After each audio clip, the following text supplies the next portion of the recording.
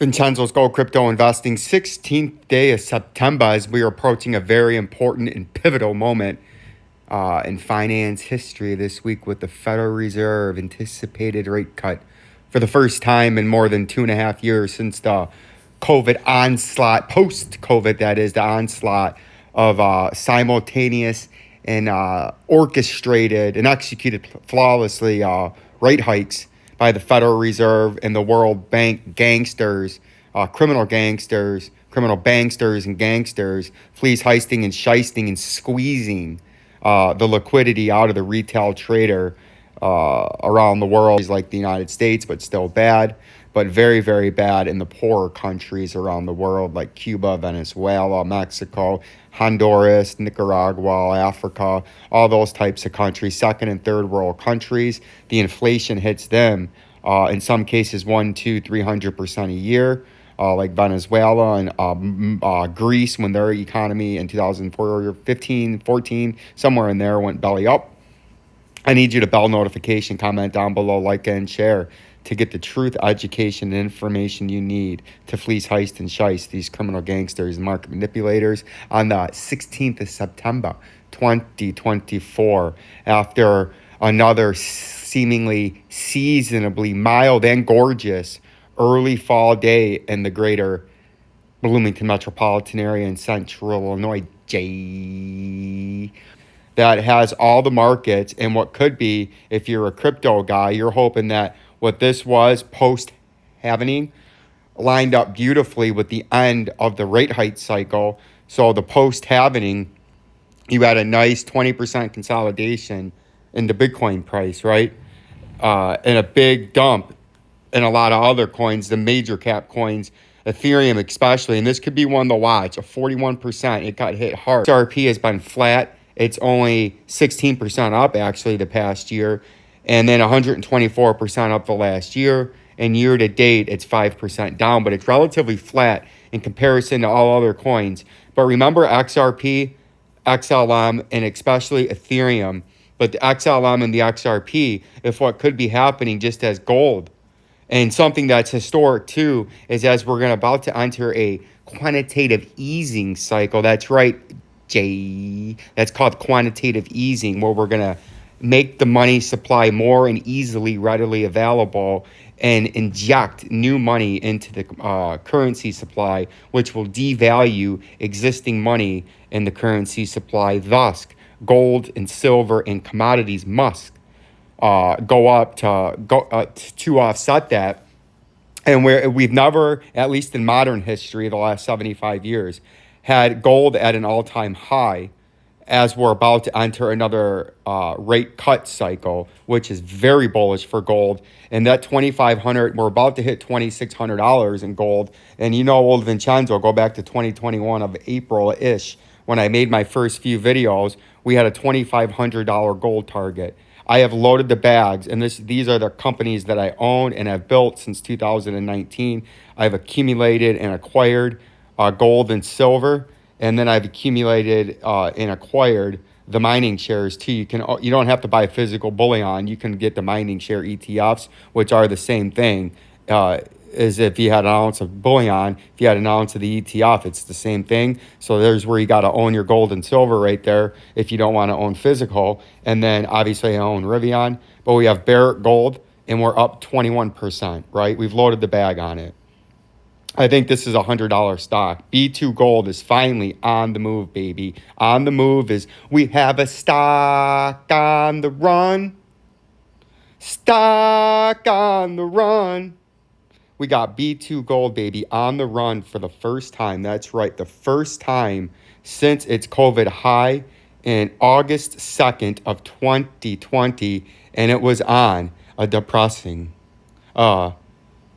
brutal, elongated bear market flush of the retail traders that didn't understand and bought the top, bought the post-COVID pump, and got fleece heisted and shysted and driven out of the market with a 30 to 60% loss, depending on your timing, and didn't understand what was going on. Old Vincenzo and B2 Gold started loading up and loading up big as we got south of $3.50 the last year. this 8 months to a year, we've loaded up and acquired a total of 2,800 and about 95 shares. And you can see what's happening here in its all-time chart. It's even, flat, flush, right? And it's way off its all-time high, where I think this is going to be a $15 to $20 stock in the next couple of years. You can see what's happening after it's been trading sideways the last year. We finally had a massive breakout in the past 30 days, where we're up 43% at the close today after being up 6% in the last 3 months. And I think this thing's in a blast off phase, just like you've seen crypto go up 100, 200% over the course of a couple of months. I believe B2 Gold is at the first quarter of a 1 to 200% move to the upside from its $2.34, 33 regional local low about a month ago. So I think before you know it, this thing was just sitting $1 cheaper at $2.34. I think before you know it, this thing's going to say $5.34 and then $10 even quicker within the next 12 months, as gold is at an all-time high as I'm rambling, and the Fed is about on Wednesday to reduce rates, which is a historic event and never happened. Kinross Gold, I've acquired 400 shares, and we're up currently 81%. And you can see in the last year, it's up 82.31%, right? So we're doing very good on that. We've loaded up First Majestic Silver. We've loaded up Fortuna Silver. We've loaded up in the middle of a big sell-off after it had a massive 75% rally over the course of about 7 or 8 weeks. It had a nice double top there and then had a big sell-off and was attempting to rebound after a healthy sell-off. And then right here is where that news came out late July. Or no, right here at the double top when it was starting to rebound after the big sell-off. This right here drove it back down to a new regional low because they merged and bought that mine. And it cost a lot of money, but really it was good long-term. Sold Vincenzo, bought 666 shares right down here, right after it was off the low. I didn't get the low. What was the low? It went down to 462, and we got in at 478 on the day when we started to see it bounce. If we go into the weekly time frame, you still can't even see it because it hadn't cleared up. Both of those coins have not moved, and people are wondering why haven't they moved. And old Vincenzo was telling you the move wasn't going to be after the news was going to be done. That big intraday 100% move, a little bit more in XLM's case, happened in 2023 in July, just after the 4th, right? When it became clear that the XRP, for all intents and purposes, was going to win and not be declared a security. Why they haven't moved is the Fed's been hiking rates, which old Vincenzo, risk assets do not soar while interest rates are rising, especially the most risky of them all, the cryptocurrencies, because it's just a digital fugazi, fairy dust, right? That's all it is, and it's all based on faith because there is nothing there. But for the first time, what could be happening, as we could about to be witnessing, even if we have the news comes out and it's only a quarter base, if there's only a quarter basis point rate hike, the market will initially sell off, right? Because they've built in a 50 basis point hike. But after that, you're going to get a nice rally post 1 or 2 weeks after that. But if it is a 50 basis point hike, it could be enough for gold to start going to a new all-time target and an all-time area that has never been seen and would be a milestone, $5,000 per ounce. And maybe, I know $50 per ounce is coming, maybe even as soon as the end of this year. And just imagine where those silver stocks are going to be. But the Fed is going to between 1/4 and 1/2 basis point lower rates as gold is hitting an all-time high, which hasn't happened in modern history in the last 50 to 75 years anyways. Fed funds rallied on Monday to push the chance of a 50 basis point rate cut to 67 against 30% a week ago. The odds have narrowed sharply after media reports revealed the prospects of a more aggressive easing. Now, could this all just be facilitating games and manipulation to fleece, heist, and shiest people trying to jump in on a trade that they think will be very bullish? If this does happen now, instead of a 25 basis point, you get a 50 basis point, and they pile in, and that's what's topped off the recent rally, a new all-time high in gold, right? and then they only come out and smack you in the face with a 25 basis point, and then you get a big sell-off, and all the new buyers that just jumped in now get fleece heisted and shisted, thinking you were getting a 50 basis point, when in reality, you got a 25. But as they're going to, one way or the other, tomato, they're lowering rates into the face of an all-time high in gold, and that could be something that pushes gold, where you're going to, I know eventually we're going to see, as they start to lower rates, inflation is going to accelerate rapidly this time, not gradually like during COVID, 2.5, 3.5, 3.75, 4. We've traded up and down in 100% range to a 70% range down, like on the 100% pump on the news in 2023. But for all intents and purposes, we've been between 13 and a quarter cents and about 8 3/4 cents, give or take, a peak to the upside and a quick sell-off, or a peak to the downside and a quick buy up. Could this be what is the catalyst for this coin that people believe in a digital era, in a digital world, is the token and technology that is going to lead the way, lead the charge, with XRP as taking over the banking system in some sort, or one way or another, depending on the views you have on this? Is this what finally starts to catapult this to the upside, where maybe on the rate, if it's only a quarter basis point, maybe we come down, have a beautiful double bottom right here, right? Maybe this could be what starts the catalyst and starts the pump that everyone's been so wanting for very, very long, ever since the big dump, the big crash, the big flush that caught most of the people that just get fleece heisted and shisted, and we're just in it for the quick money up back here after the post-COVID, when they didn't understand what was actually taking place with the rate hikes that were coming, and it was going to force that price down. Maybe this could be finally where we start to really make some moves and try to break the old all-time high back here during COVID, and get the support finally between 7 and 7.5 cents, make a nice pump to 13, and then start to break major overhead resistance and get above that 16 cents, and really start to make a push and a run up towards this all-time high at 50 cents. And people have been hoping, and people have been waiting, and maybe this is what you needed. This is the same thing that drove it up here with the cheap money, right? And everybody buying because the Fed was quantitative easing almost to 0%, almost negative interest rates back then during the max COVID hysteria of nonsense that was going on.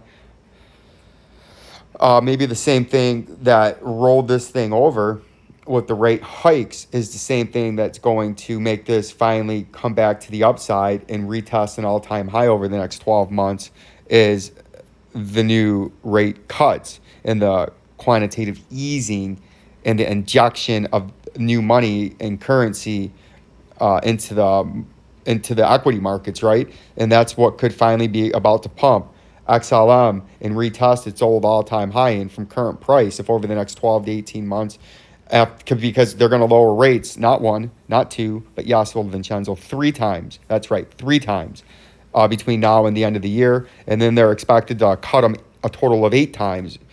You said 8? Oh, that's right. Old Vincenzo said 8 fucking times next year, because I believe, bar a financial collapse of epic proportions, on par or worse than 2008 or the 1929 collapse, I think they're going to go down to 0 or negative if they have to keep the stock market up, or to try to keep the stock market up, and the housing and the real estate market pumping. They don't care about inflation. And could that be what's going to start the 700% move in XLM? Or in the XRP's case, people have been waiting the same thing for an all-time high, even longer, since 2018, blow off top with the first ever cryptocurrency bull run that got cryptocurrency on the map back there in 2017 and early 2018, at the very, very end, before we had a long, devastating bear market for a couple of years. And then we had the steady uptrend here leading up into the COVID hysteria that took place here, where the major part of the move came in, but it was still short of the all-time high. And then we had a long dump, and people, as you know, any guru by now, 4 years later, post-COVID, said you were going to be anywhere from the old all-time high at about $3 to $5. We're the more conservative, but some said 10, but all said over the old all-time high. The fleece heister and shyster, criminal and orchestrated gangsters that are paid to manipulate and facilitate you to get fleece heisted and shysted and to miss out on the major moves and the big moves that are and do make generational and life-changing wealth. And we've been down and sideways since. Could this also be, we need to get rid of some of this nonsense. Oops, I didn't want to get rid of that. Could this be what finally pushes this to an all-time high and retest something that hasn't been tested in nearly a decade, almost 8 years now? We haven't tested. It's hitting everything I don't want it to hit. It's been almost 8 years, 7 years since we've hit an all-time high, right? So could this be what finally pushes this? Come on, hit that. Could that be what finally pushes this to an all-time high? Is the rate cuts the same thing that has already pushed gold to dozens of new all-time highs in 2024, as gold bullion is the best performing asset really over the last 12 months probably. If you look at it, it's definitely beating the stock market and such major indexes and ETFs. But could this be what finally pumps and gives you a much needed and long overdue weight to the diehards of a better than over the next 12 to 18 months 5x return, 5x move to blast off and meet new all-time highs, or at least touch the old all-time high? Is this what's going to start it? And starting this week with the Fed reducing for the first time in a couple of years interest rates, is that what's going to lead the silver and gold bullion to new highs, to the stratosphere? Is that what's going to get the cryptocurrencies, and more specifically the XRPs and the XLMs of the world, off the canvas, off the ground and off the mat, back up to profitability, back up to all-time highs, and back up to what more and a lot of these diehard cryptocurrency believers and belief in and holders think these coins should do and will be? Is this the start of it? Is this the end of the long 3.5-year bear market, closing in on a 4-year bear market for XRP and for XLM and for a lot of the smaller cap coins and medium cap coins that people are very, very high on and put a lot of money in, waiting, even as Bitcoin rebounded to an all-time high? These coins didn't really do anything. Is this the time with the Fed rate cut? Is this the time the dollar finally breaches 100 for the last time? Because we did breach 100 a couple of years ago, post-COVID hysteria, money printing. We got all the way down to about 90. Is this the time we go back below 90 and have a major, major problem? Because the U.S. dollar has been collapsing, and especially the U.S. dollar in comparison to the Japanese yen. You can see over the last 5 years, we had a nice, beautiful rally of greater than 41% up in value in comparison to the Japanese yen. But look what's happened over the last 1, 2, 3 months. We've had a big, big reversal back in line with the overall trend since 1970. The U.S. dollar has lost 60.72% of its purchasing power in comparison to the Japanese yen. And when this happened, and the reason why this is big is, let's get back here. Hold on a second. The reason this is big here, and we're going to go to the year to date, it'll show. The reason this is big here is look what happened. Notice what happened here.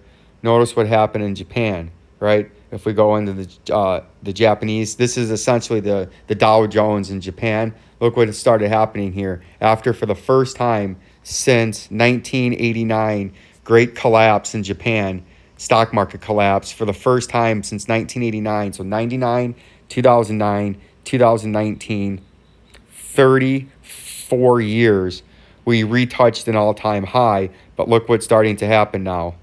In the last year, we started to stagnate sideways after we hit our all-time high. I think we breached the old one from 1989. But look what happened here. Just as the United States dollar started losing massive value and starting the downturn and the Japanese yen strengthening in comparison to the dollar, it started tanking the Japanese stock market. And what I believe is going to happen in the Japanese stock market, as the US dollar continues to fall to the Japanese yen, you might see, and we did see, a 30% correction from a high, its all-time high back there, to this massive, a 26.96% flush in essentially the Dow Jones of the Japan over the course of about 3 days, which is crazy. Then it bought back most of it, but now if you zoom in to the tighter time frame, it's starting to give that all back after that bear market rally right here. You can see this is what I'm talking about right here. You can see essentially this was 2 days right here. 2 days. And essentially the Dow Jones of Japan lost a little over 20.15%.